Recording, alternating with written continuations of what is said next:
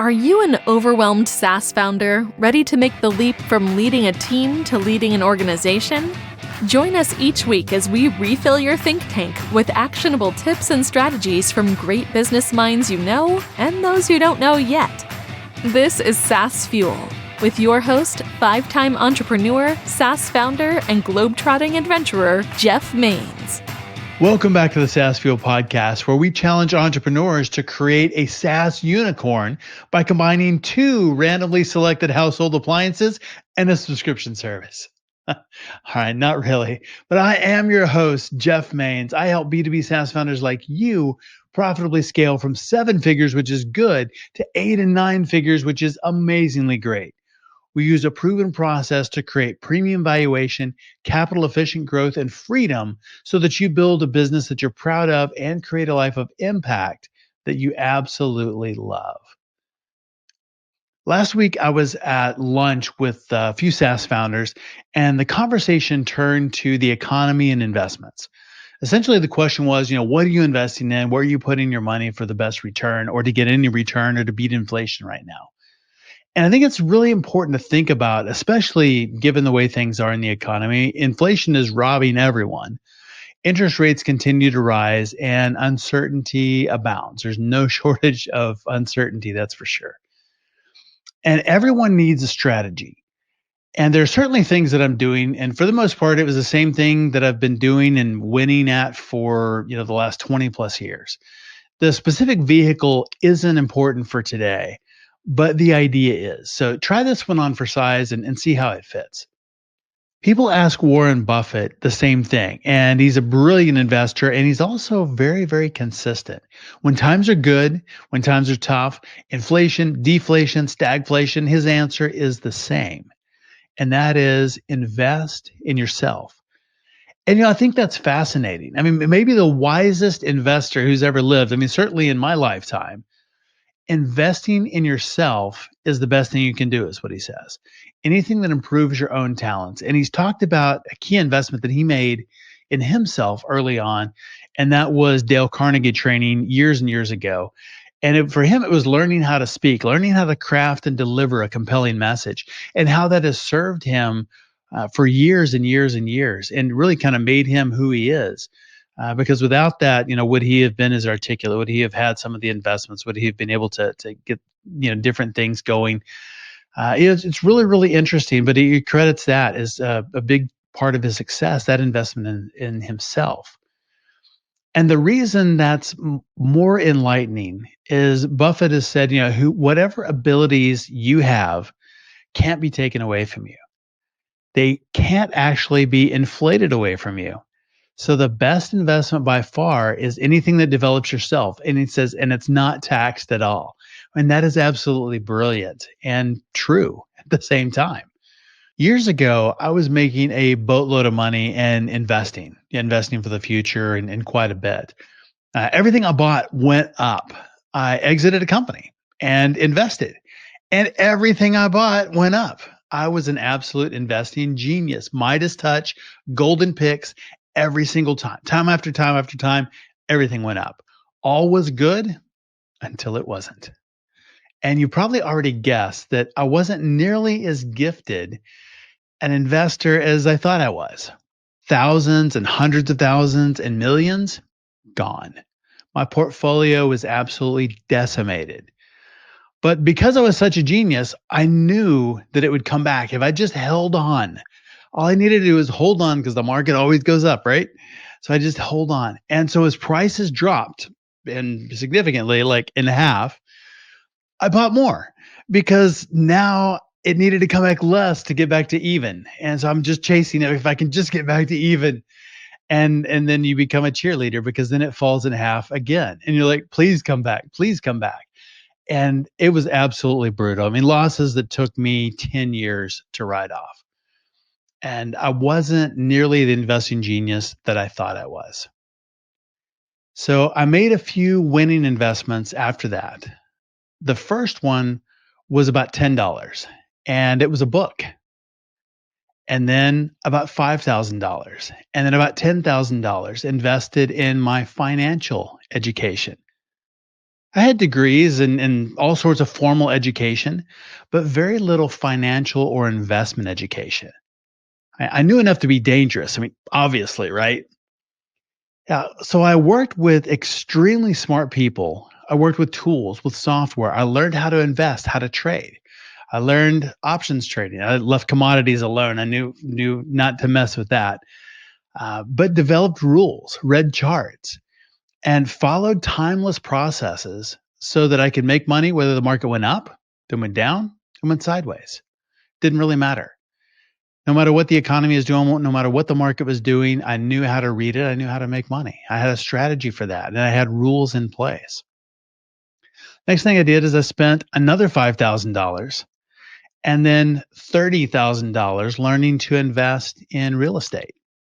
And that was a massive, massive investment for me.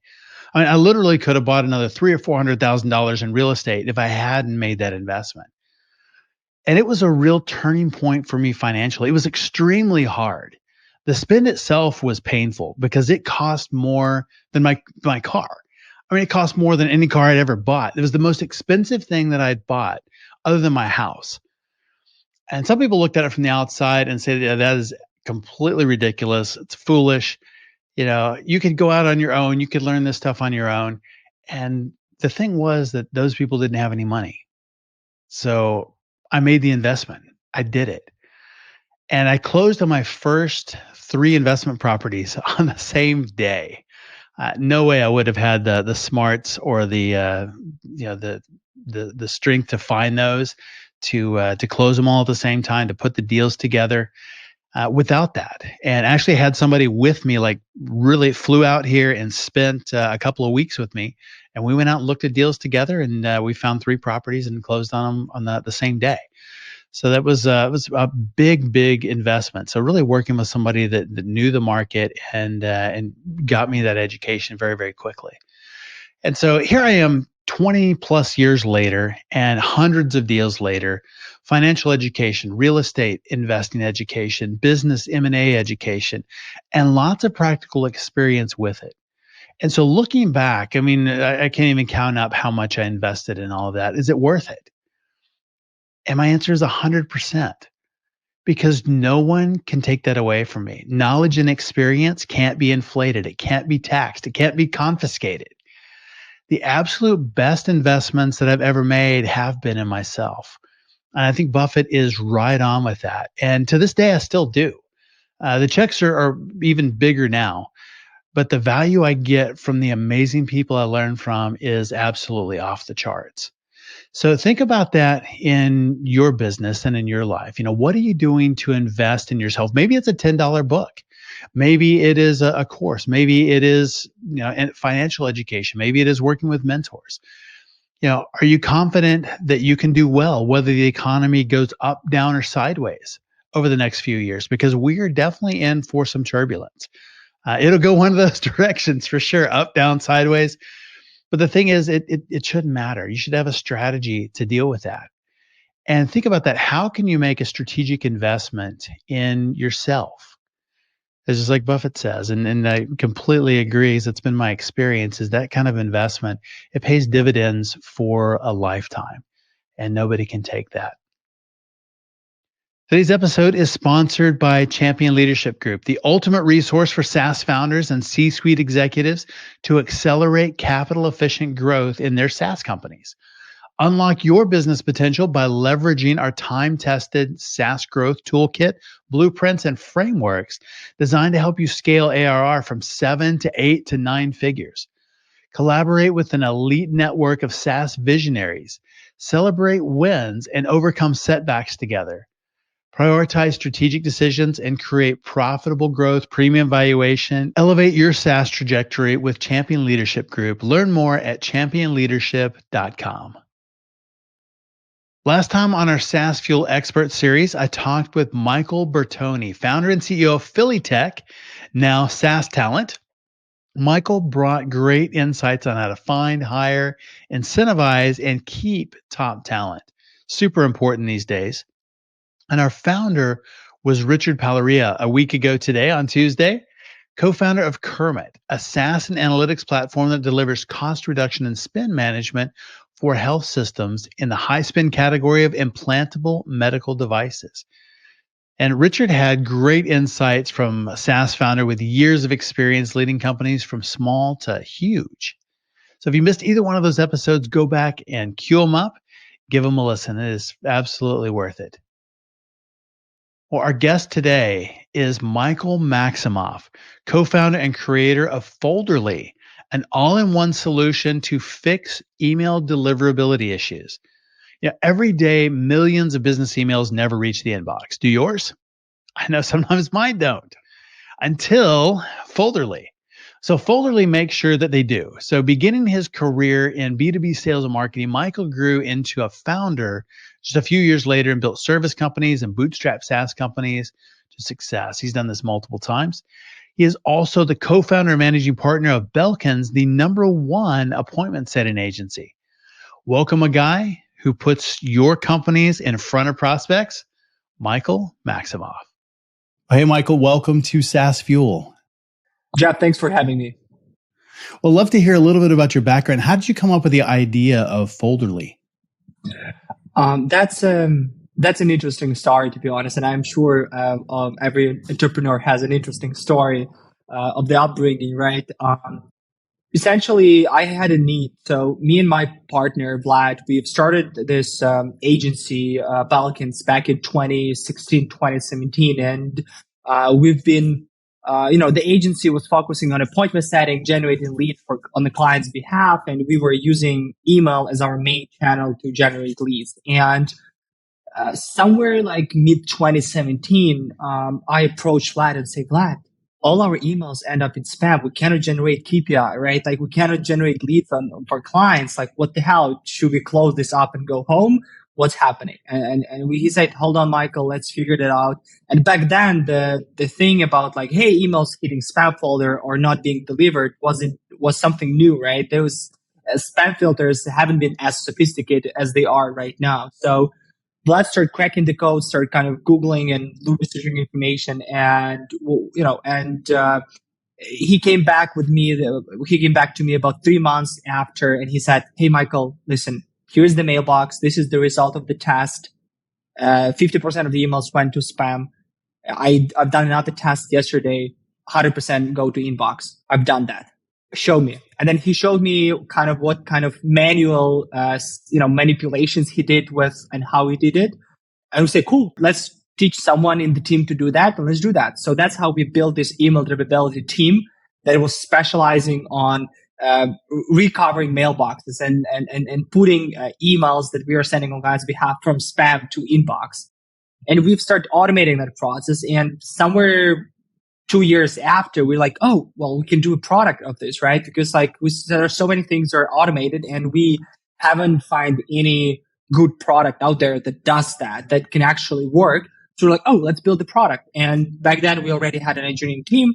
So we started coding. And obviously the most difficult thing about the product is there's no competitors out there. So you cannot actually see what others have done for you. So everything is like basically dark grounds, right? So you just go out there, you do R&D, and you just like, so you can imagine like we've, the first dashboard that we've developed, it took us 10 or 15 tries to actually get to the dashboard, and we kind of rethought and redraw everything.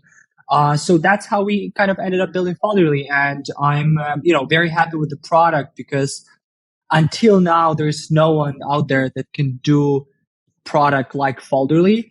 And although there are some other players that are out there, but yeah, so, I'm happy that we've done that, but it's been hell of a ride. I mean, we've spent millions of dollars, thousands of hours in drawing and sort of like and doing all the things, but yeah. So you're really blazing the trail. I mean, this was something that hasn't existed, and you're exactly right. Spam filters were not nearly as sophisticated then as they are now. So is that something you've been able to continue to iterate and keep people out of spam? Yeah. So but back in 2017, spam was all about the right settings, the right, not to get blacklisted, using some personalized content. And, although some of the emails can hit spam folder, but kind of just knowing this nuances and having the right testing software would do the job, right?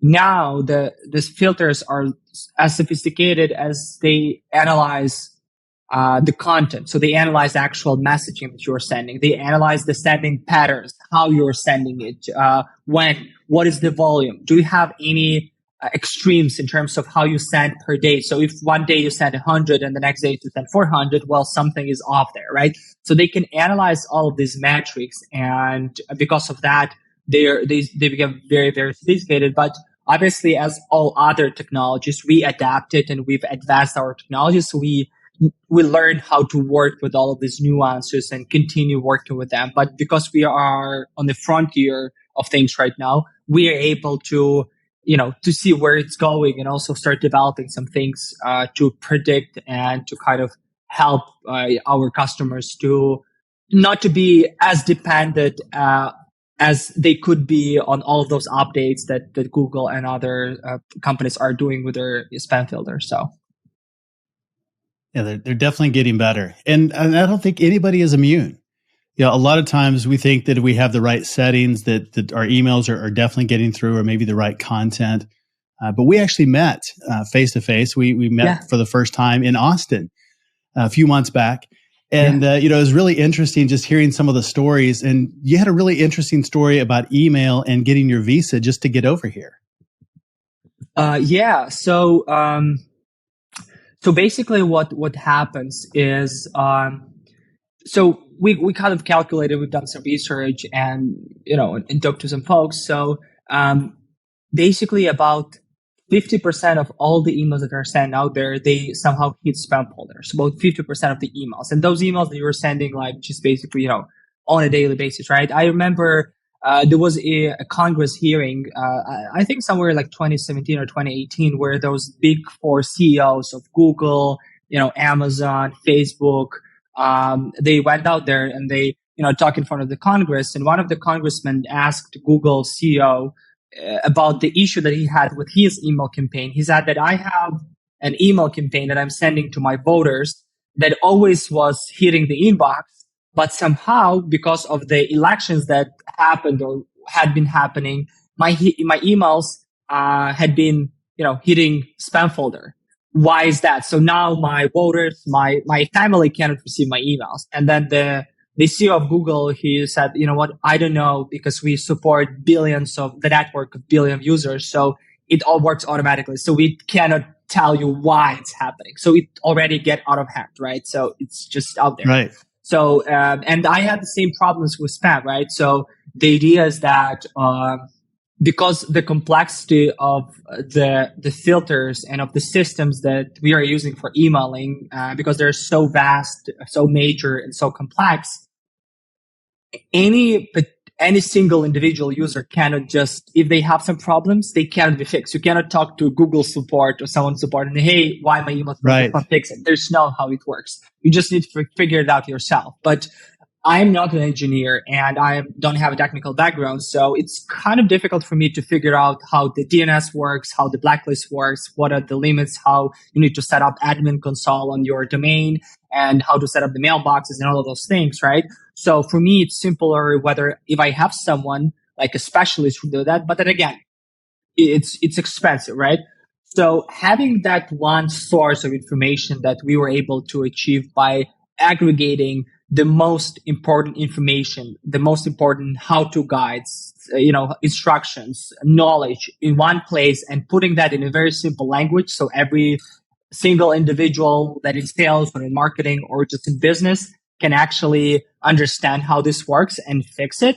I think this is very valuable. And this is something that we were able to kind of achieve over the years, kind of building Folderly, right? So it's not just about the product. It's just about the information, right? Because product or information without product or product without information is nothing, right? But the way how you utilize the product, how you kind of integrate that into your workflow and how you work with the information, this is important, right? So I think that this is the best thing that my team was able to do, and I'm kind of fascinating about. That's really fascinating. And it's interesting to me that, I mean, even, politicians are having problems getting their emails delivered, or like coming over, visas from the government are ending up in the spam box. If the government can't beat spam filters, what chance do just regular companies have, right? Absolutely. And we rely on email more and more, right? Because what other platform you would use, right? Not an email. And we're very sensitive because we're communicating with each other, like colleagues by email. We work with our clients by email. We work with our investors, with our business partners, with our teams, with our vendors. Everything is, by email. And we wanted to make sure that the email that we are sending is being received on the other end, right? Because if it's not, then what the hell? We had so many customers that we start working with, the result of someone from the other side on the recipient end telling them that they have problem with spam, and they even didn't realize that, right? So it's like you send a couple of emails to your investors, they don't answer, you give them a call and say, hey, John, what's happening? Why are you not answering my emails? Like, did you receive them? Oh, no, Michael, I didn't receive them. Like, okay, can you check your spam folder? Oh, yeah, they're in my spam folder. And it's been weeks while I'm waiting to raising money for my next round, for example, right? So it's insane. It's insane, right? So you shouldn't live in the world when someone else should tell you about the problem. You should know about the problem in advance and know how that problem can be fixed, right? Like we've done with the SEO, or with when the website is not ranking or with no open. This is just the new reality, right? And I'm happy that my team and we are pioneering this. But I'll be honest with you, it's been tough just because everything is new. Everything is like a blue ocean, and you just go and swim and you don't know what's happening. So you always figure out on your way. So how has AI changed spam detection, and where do you see that going? Do you think it's going to be a bigger factor? I think that depending on how you utilize AI, right? It's definitely a game changer. However, it also depends on how you apply that AI in actual email deliverability and sending reputation process. So what I mean by that is, let's take ChatGPT as an example, which has been booming recently, right? And I've tested ChatGPT with my team, and it writes pretty good emails. I'll be honest with you, Jeff. The emails are really good. So if you teach the code or teach the AI about your value proposition and about your nuances of your business, it can write a pretty good damn email, right? And we've tested also ChatGPT when we start creating some blog posts, and we've compared that with some SEO tags and say, hey, can we write ChatGPT SEO tags so that they can rank? And once we start doing that and it start ranking pretty good, Google start releasing some updates about blocking the text that has been written by the ChatGPT, right? So the idea is that you shouldn't be able to rank higher if your tags are generically generated, right? So in this way, sort of like the Google's AI is battling the ChatGPT, the open AI kind of area, right? So they're just kind of in the battle who's smarter, right? So I think that in terms of the email deliverability, right, we already are applying some AI technologies in our warm-up process where we are able to help our customers with their inboxes and increasing their email deliverability by providing the AI generated engagements that are sent on their behalf. And this worked really well. So it's like the engagements are popping up on the inbox, automatically generated with a certain logic, right? But then spam filters are, releasing some AI or language processing scripts or updates that are battling that. So the idea is that when we're talking about the AI game, you're always going to have technology versus technology, right? And just see which technology works better and which wins. I am happy that right now we have different camps of technology, right? Because like Google has with their script, and then Microsoft invested in OpenAI, and they have that. And then, Amazon is building their own thing. So everyone is building something, and this is so cool because you are not relying only on one technology, but you really can sort of like integrate and work with different technologies opposite to the other ones that will create bottlenecks in your process. You know what I'm saying? Right. Yeah, I think that's fascinating. So technology versus technology, and then the machines take over, right? Is that how that works? You know what? I don't know. I'm trying not to think about that. I'm just trying to live in the moment for now and just try to leverage technology. But we'll see. We'll see. You know, it's like I've listened to this one of the interviews that Lex Friedman on Lex Friedman channel, and he's an AI expert, right? And he mentioned this interesting thing that right now a lot of engineers are working and improving AI not to not for the AI to be better at language processing or sort of like do some other things, but they're working on building an AI that can build itself. So for the AI to improve itself, right? So that's the trick, right? So I think like, I don't know where it goes and how fast it can develop, right? When they reach certain points. So we'll see. It's pretty amazing, some of the advances, even in the last 3 or 4 years. You know, to think about where ChatGPT is now, and to think about where that was even 2 or 3 years ago, where we were maybe just at the beginning of speech recognition becoming mainstream. Yeah, it's moving so fast. Absolutely, and even take as an example some of these translation technologies that exist right now. Like I think like 5 years ago, you cannot translate a very accurate, Japanese English translation or, Ukrainian English or whatever. And now you just can do that. And it's pretty damn good, right? So, and it's very accurate. So imagine if we're going to have an AI assistant that will be installed in one of our earpods, and that will be someone will be talking Japanese, and then you're going to hear them talking English, and they're going to be talking English and having the Japanese. That's going to be insane, right? Can you imagine the traveling and the way we're going to integrate with each other as a species and as nations, right? That's going to be fascinating. So, we're living in an amazing world, right? Yes. That would be fantastic. I would love that, to have that kind of a translator. That's an idea of the startup right there, right? Have a software that will be installed in somebody go build that. And just, let's go. I bet they are building it already. I bet they are building it already because, as one always say that if you think about the idea and start building the idea, probably there's 5 or 10 people that already are building that. So now the time is who will build that first, right? So. Right. Well, with all the technology changing and progressing, kind of the natural question, is email marketing dead, or is there, is that still a viable channel to get our message out? That's an excellent question, Jeff. So just to give you and listeners some context, for the past 6 months, I transitioned from sales into marketing and currently working as the chief marketing officer at my company. And I have a team of 50 people, 50 marketers that are currently running marketing on every imaginable channel that you might think of, right? Starting with ads and with retargeting and with website optimization and SEO and content and social and webinars and the podcast, everything, right? We do all of that. And when I compare the cost per channel, and when I'm thinking about the scalability of the channel and the longevity of the channel, right, and consistency of delivery, there's nothing better than email marketing.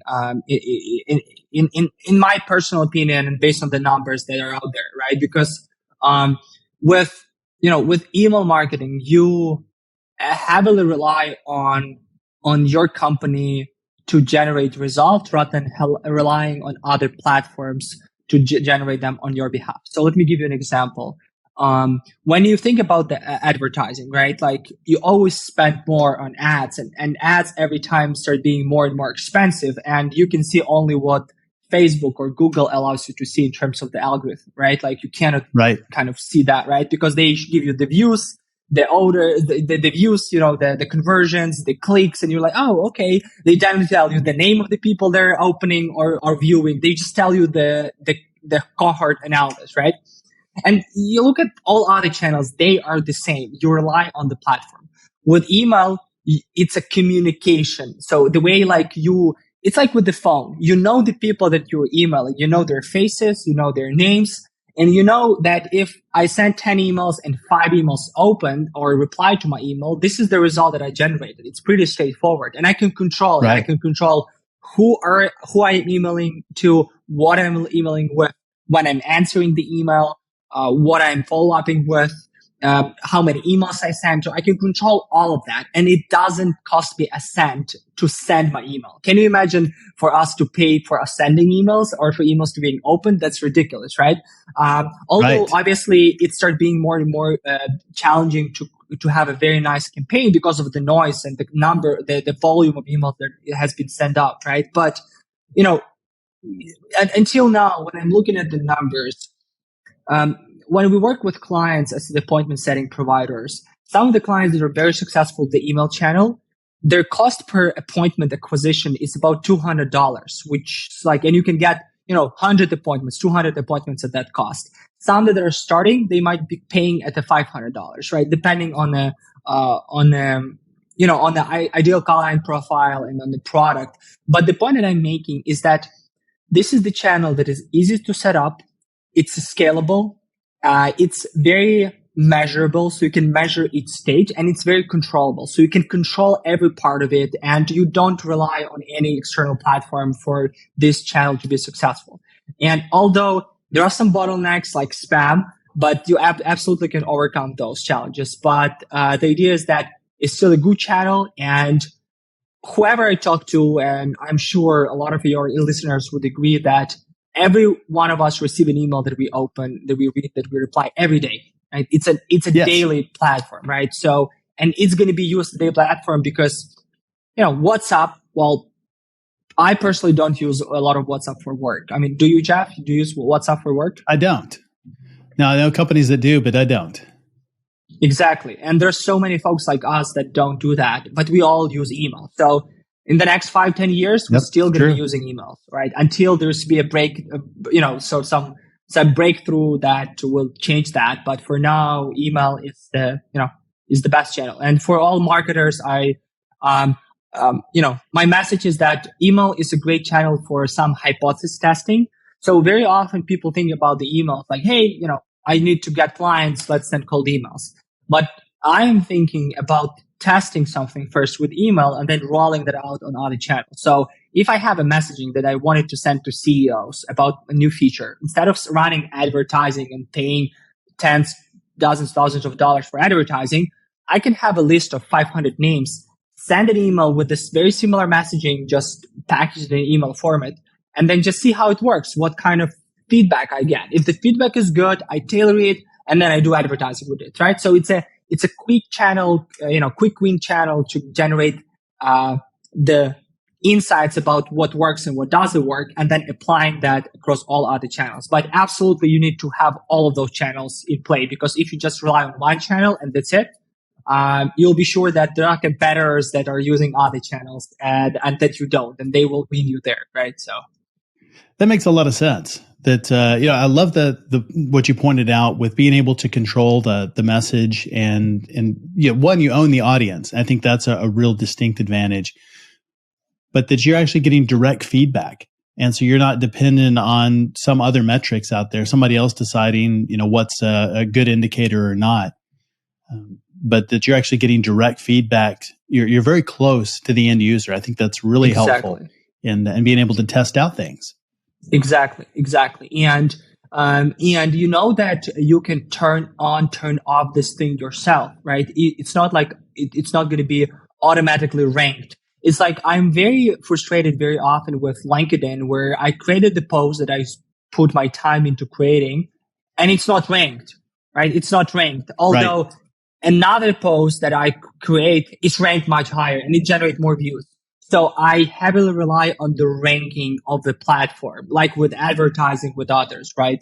And with emails, I know that emails can be delivered only to one place, to the inbox. And I know that person will see that on the top of the inbox and open it and then get back to me if my offer is interesting. So. Right. Content matters. And I like that you pointed that out earlier, just that there are things that we engage with all the time. So when we get something that's high value, we know it. And I think that's one of the ways that we stay out of the spam box is we deliver value, and just organically people are looking at that, they're engaging with it. And so it's not just trying to game the system, but it's actually providing real value.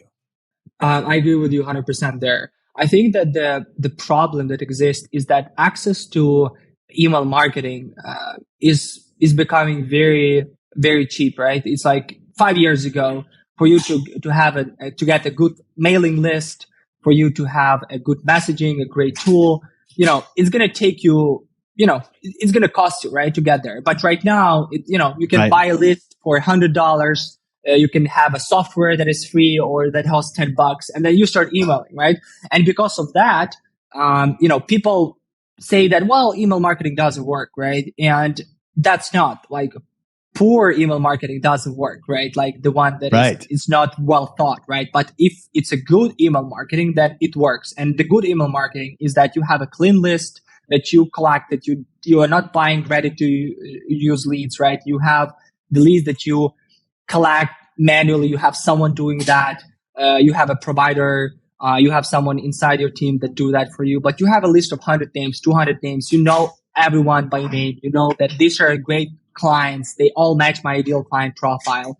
You tailor messaging specifically for them, for that industry or for that title. You speak to the value that you can bring to them. You speak to their problem. You speak about your experience, right? And you do it genuinely, right? You don't, you don't just do a bulk, right? You know that it's a well thought email, well thought messaging, well thought value proposition. You know the people, you email them, and they get back to you, right? And they will appreciate that genuine, how genuine you are with messaging, and they would appreciate that you're targeted, that you're emailing with the exact offer. You know what and who you're selling. You're not just fishing, right? And doing the blasting, right? You're like doing a drip, or you're doing a targeted outreach, and you get results, right? So I think that again, it's always going to be appreciated a well thought approach, right? Whatever you do, right? Either it's in content marketing or video or email, right? It's just the matter of how much time and efforts you spent into building that and doing that. Are there specific things in our content that we should avoid, or things that we should have in there to add value, or to get opens, or to avoid the spam filters? Right. So with regards to if we talk content, right? With regards to content, few things matters. Subject line matters, and actual email copy matters. For the subject line, for spam filters, it's very important that you're not misleading. So you shouldn't be misleading. So the content of an email should match the subject line. So if you're talking about something you don't, it shouldn't be mismatching, right? It's very important, right? The subject line should be short, and subject line shouldn't include some, words that would are identified as suspicious or phishing, like free or invest, or something that is like that people or scammers are using to get your contact information, right? Like some very strong words that indicate that someone wants to get your money, right? You don't kind of put that in the subject line, even though sometimes, you can put an offer or job offer or engagement offer, right? And maybe you can specify something, right? But you don't do an offer for $1 million, right? You kind of don't do that. So, and then in terms of the email body, right? Don't use spam words. There are some open data sources, as well as on the Folderly website, there is a list of all most popular spam words. It's updated constantly. So I'm not saying that you should be using any spam word in your emails. That's not it. It's just you need to start avoiding as many spam words as you can, because you cannot eliminate all of them. Right? Because, as I said, like an offer can be a spam, and you send an offer to a client, so you cannot remove that word. You cannot rephrase, right? But, you'll be surprised, when we are doing the content analytics for our clients, on average, an email contains between 20 to 35 spam words every email that we send, right? Wow. So yeah, a lot. So if you can cut it down to at least 5 spam words, that's going to do a much better job, right? And then, when we talk about actual email copy and when we talk about personalization, I always say that one should need to be original. So by original, I don't mean just putting 1 or 2 variable like your first name and your company name, but try and be more original and doing some additional personalization, like referencing something or, like pointing out something. Like I would reach out and say, hey, Jeff, I met with you in Austin back in August. We had a great discussion. I wanted to be a part of your podcast. Would love to speak about your audience about Follow-Up. Something like that, right? Whereas like you kind of add some personalization, some touch points in a way when you meet people, when you saw someone, when you read, when you listen to someone, you just kind of, because the context matter, right? So right now we are living in the context world. So the context, the reasoning behind it, why you're reaching out matters right now. So by putting the context, would help the email copy to stand out, to be opened, and it also going to help the spam filters. One other thing that I think that your listeners should know is every type of email outreach have a certain process. So either it's a newsletter or email marketing or cold outreach. There's certain best practices that needs to be included. And I speak a lot about this on my webinars.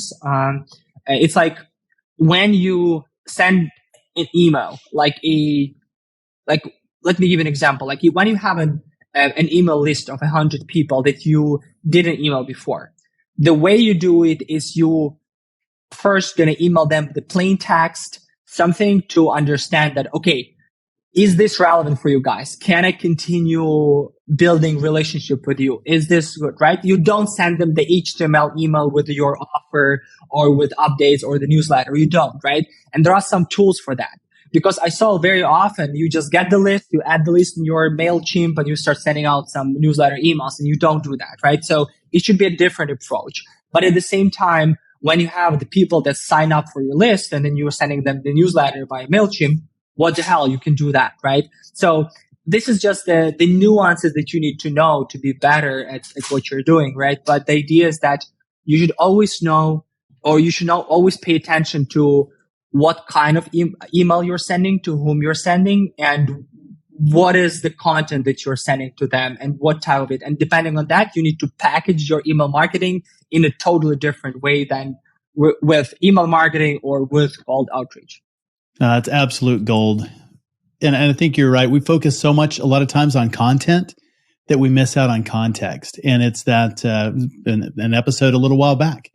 Neil actually talked about that. It's that one letter change, content to context, because that really matters, and it can really change the messaging and provide value or not.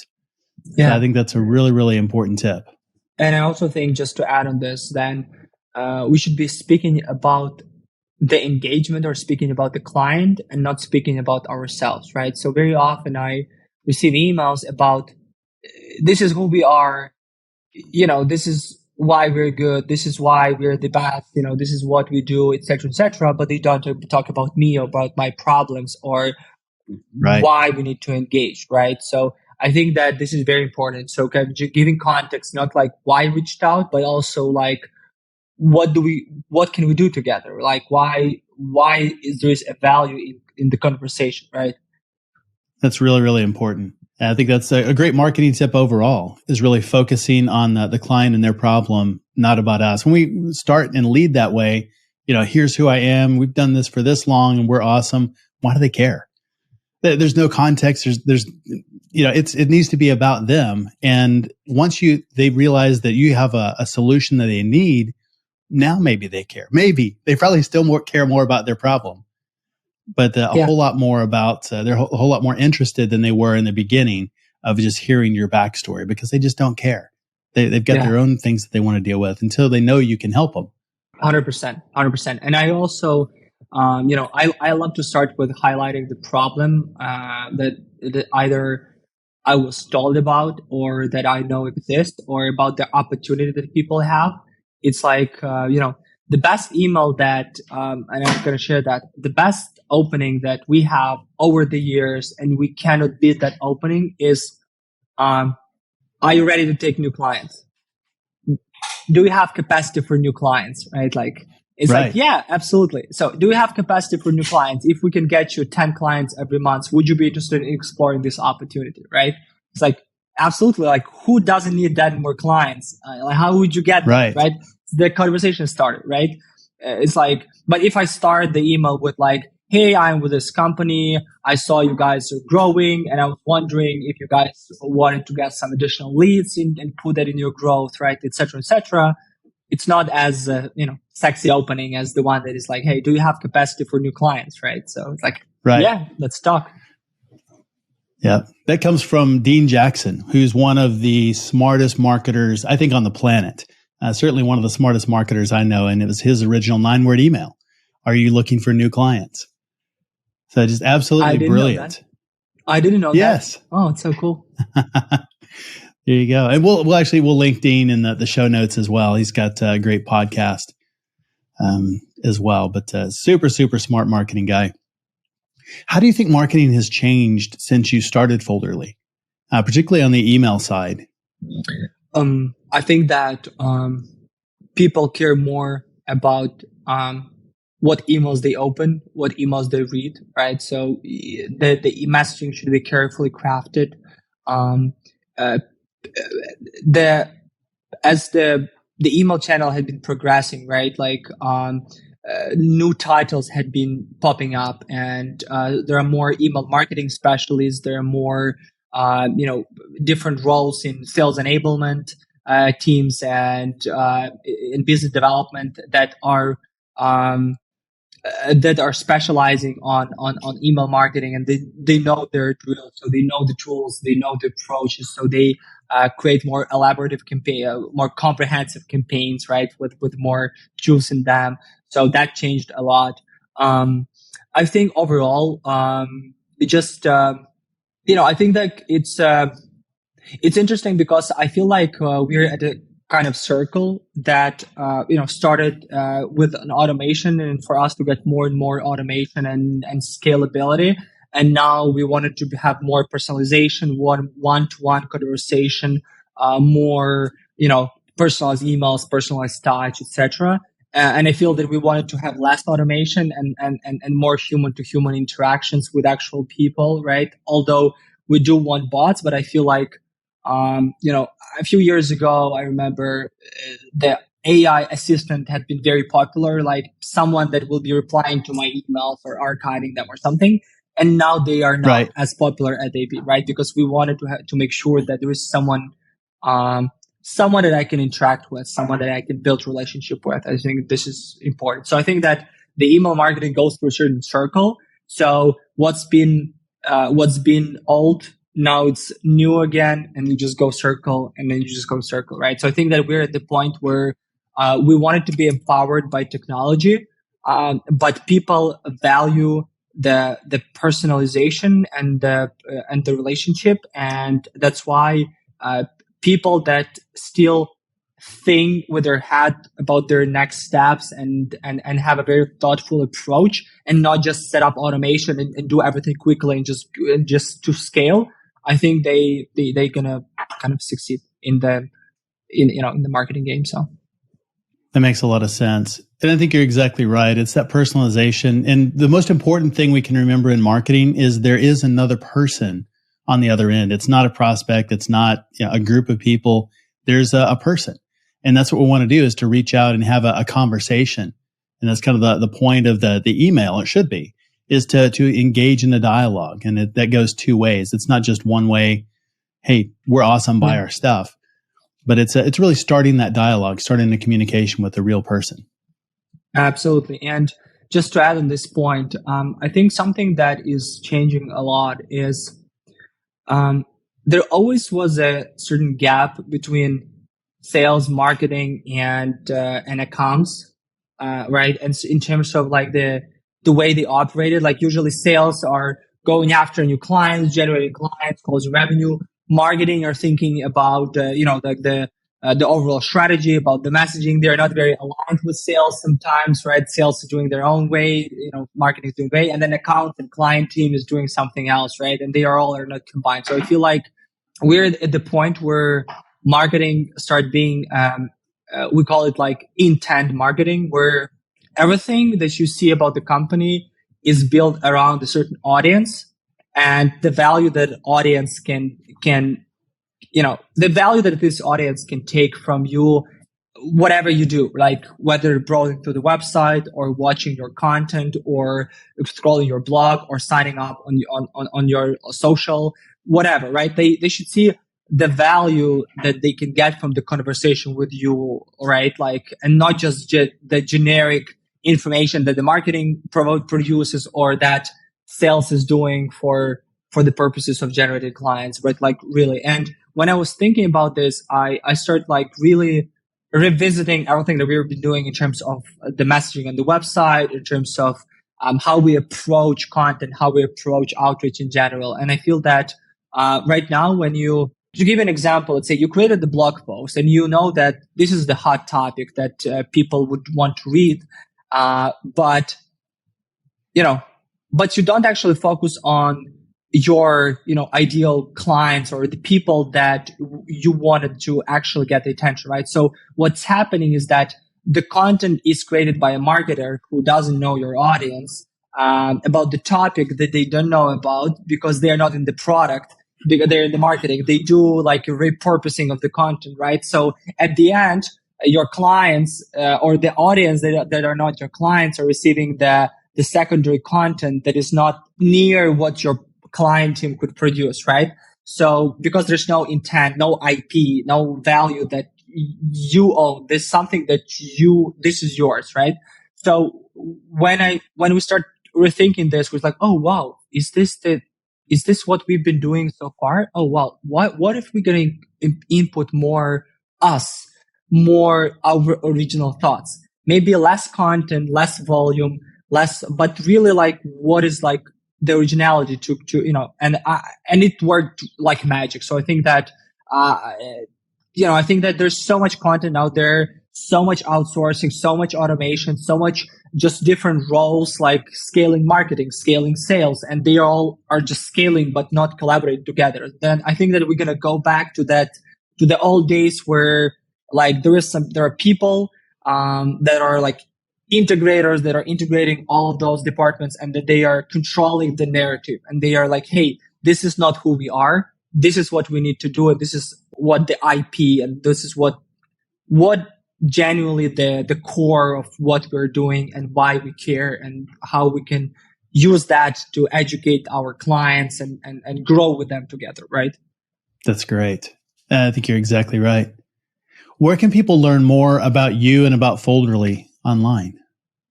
So I'm pretty active on LinkedIn. So you can follow me on LinkedIn at Michael Maximoff, or you can go to folderly.com website, or you can just go to our YouTube. So we're doing a bunch of things. So we are very active on YouTube. We do a lot of webinars, really good webinars every month with great content. Great content.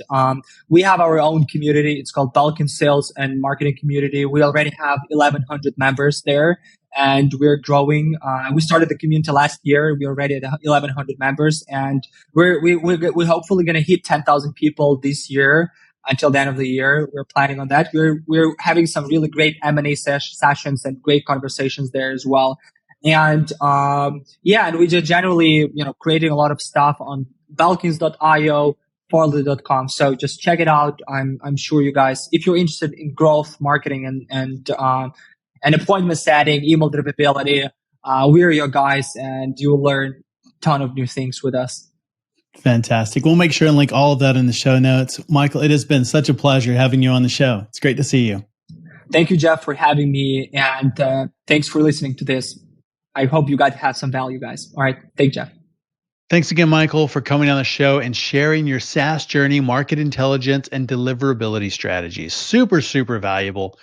As always, all links, highlights, resources, full show notes are available at saasfuel.com. If you learned something from the show, hit that subscribe button and leave us a comment or review as well. It's always encouraging to me and the team and helps other people know that the show exists. So everyone who subscribes this week gets a custom, one-of-a-kind air guitar. You'll sound great playing it, and I'm betting you'll look pretty good playing that thing too. Join us Thursday on our SaaS Fuel Expert series, where I talk with a founder who is shaking up the advertising world with his solution. Sam Malikarjunan, a CEO and co-founder of OneScreen.ai, the marketplace provider for buying and selling out-of-home advertising. This will absolutely blow you away. It is science fiction meets our real world. And then next Tuesday, our guest is Brandon Metcalf, multi-time SaaS founder at multiple exits and currently CEO of Place Technology. We'll see you next time. Make sure to invest in yourself. And as always, enjoy the journey. Thanks for listening to SaaS Fuel. Full show notes for each episode, which includes a summary, key takeaways, quotes, and any resources mentioned, are available at saasfuel.com. Be sure to follow and subscribe wherever you listen to podcasts. And if you're enjoying the content and getting value from these episodes, please leave us a rating and review at ratethispodcast.com/saasfuel. We'll be sure to read these out on future episodes.